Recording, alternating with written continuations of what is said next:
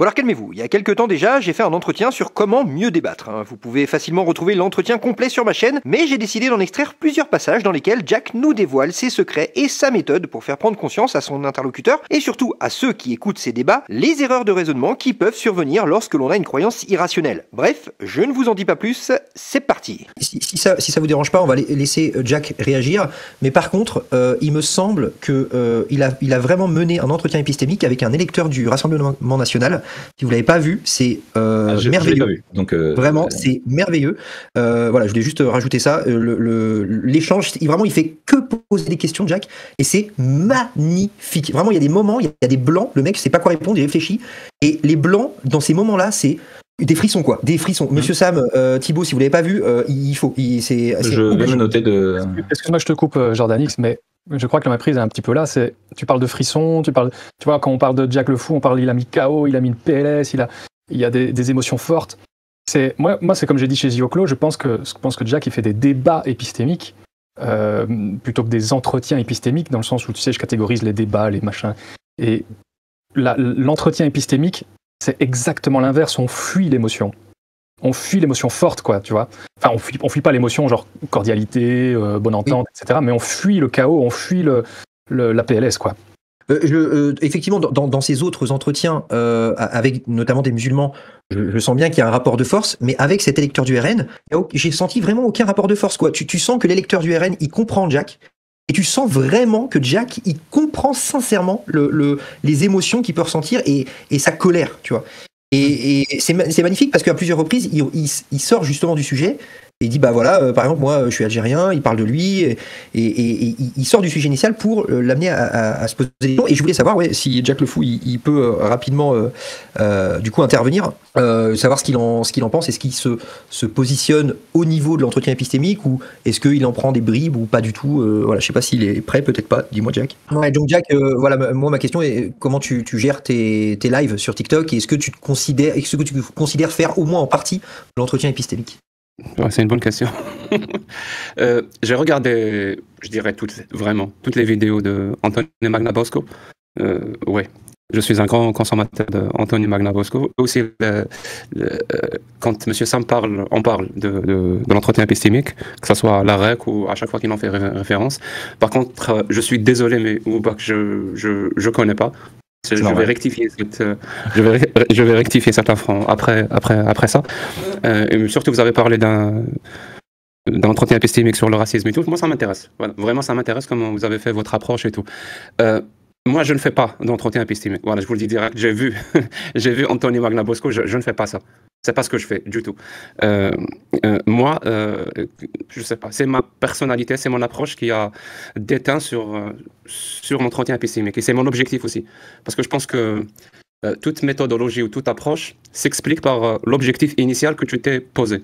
C'est pour ça que très souvent, les gens vont te dire « Non, mais tu n'as pas bien fait ça, tu n'as pas bien fait ça. » Oui, pour atteindre l'objectif que toi, tu t'es posé. Et peut-être que moi, mon objectif que je me suis posé, c'était ce qu'il fallait faire. On ne peut pas savoir parce que apparemment tu juges avec ton objectif. Et moi, mon objectif, comme je le dis à chaque fois, c'est vraiment politique. Et d'ailleurs, je ne sais pas pourquoi, mais tous ces outils-là développés depuis des années, l'entretien épistémique, la zététique, le scepticisme méthodologique, tout ça, pourquoi c'est pas utilisé politiquement? Voilà, moi, je viens, je trouve que c'est pas utilisé politiquement, je le fais. Bon, parfois, je fais des erreurs et tout, je pense que c'est le cas de tout le monde, mais voilà, c'est des concepts qui sont vraiment utiles. Peut-être qu'ils sont incompatibles avec la politique, moi, je ne le pense pas. Il y a des gens qui le pensent, moi je ne le pense pas. Je pense vraiment que plus il y a de l'esprit critique dans une démocratie, mieux cette démocratie se porte. C'est aussi simple que ça. C'est plus... Jack, oui. Je me permets de te couper rapidement. Tu considères pas au moins que l'entretien épistémique t'a influencé dans ta manière de débattre? Si, je l'utilise, mais pas dans sa dimension d'exploration de la croyance, où la personne, elle parle, ou quand elle se rend compte qu'elle veut changer ce qu'elle a dit avant, on lui laisse de la place, donc elle revient en arrière, je vais reformuler ça mieux. Tu vois, moi, ce côté-là, il n'y a pas. Moi, je l'utilise le côté entretien épistémique, juste pour que la personne se rende compte qu'elle ne dispose pas de l'information. Et je le dis à chaque fois, parce que quand les débats de sources, comme moi j'appelle les débats de sources, surtout sur la religion, c'est le terrain parfait pour un débat complètement fermé, complètement un débat de sourds, c'est quand il y a les deux personnes, l'un donne des informations, l'autre donne des informations, l'autre des... Ça sert absolument à rien. Les deux personnes pensent qu'elles disposent déjà de l'information. Elles ont ce qu'on appelle une certitude. Les deux côtés ont des certitudes. Donc, à quoi bon tu vas lui donner des informations ou des arguments? Ça ne sert à rien. Par contre, si dès le départ, tu pousses la personne à te dire ses arguments et on va tous les deux, donc ensemble, on va scruter est-ce que c'est des bons arguments ou pas. On va juste gratter juste un peu. On va trouver que ça ne tient pas la route. La personne se rend compte que finalement, elle ne dispose pas de l'information. Là, le débat religieux est plus propice. Et le truc qu'a dit tout à l'heure Monsieur Sam est très vrai. En fait, par rapport au fait que dans l'objectif, c'est pas vraiment la personne avec qui je parle, c'est vraiment l'audience. Et j'ai pas le choix. En fait, j'ai pas le choix de faire ça parce que un entretien épistémique avec des milliers de personnes qui écoutent, c'est complètement biaisé. Parce que là, la personne, elle est obligée, quand elle dit quelque chose, elle va s'entêter quoi qu'il arrive, parce qu'elle s'est engagée devant des milliers de personnes, donc elle va complètement... C'est déjà biaisé, donc moi je prends ça, je sais que c'est déjà biaisé de ce côté-là, donc j'essaye d'avancer avec ça. Mais les gens qui m'écoutent, oui, je pense que mon objectif, c'est vraiment eux. Et donc j'utilise l'entretien épistémique à un certain degré, j'utilise la bienveillance à un certain degré aussi, parce que quand tu es en face des tenants de la religion, il faut y aller, il faut démolir méthodiquement les arguments qui sont en face, et parfois même il faut les ridiculiser.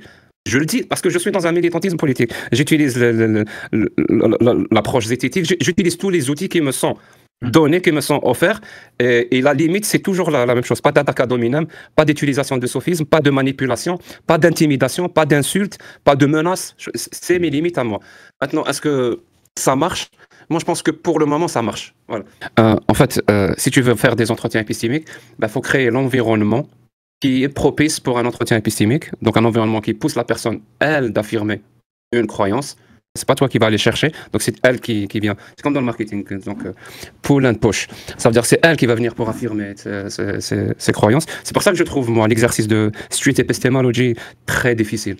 De ce côté-là, moi, c'est un peu facile pour moi parce que c'est TikTok. Il y a des milliers de personnes et je n'ai que l'embarras du choix. Voilà, des personnes qui veulent venir affirmer une croyance.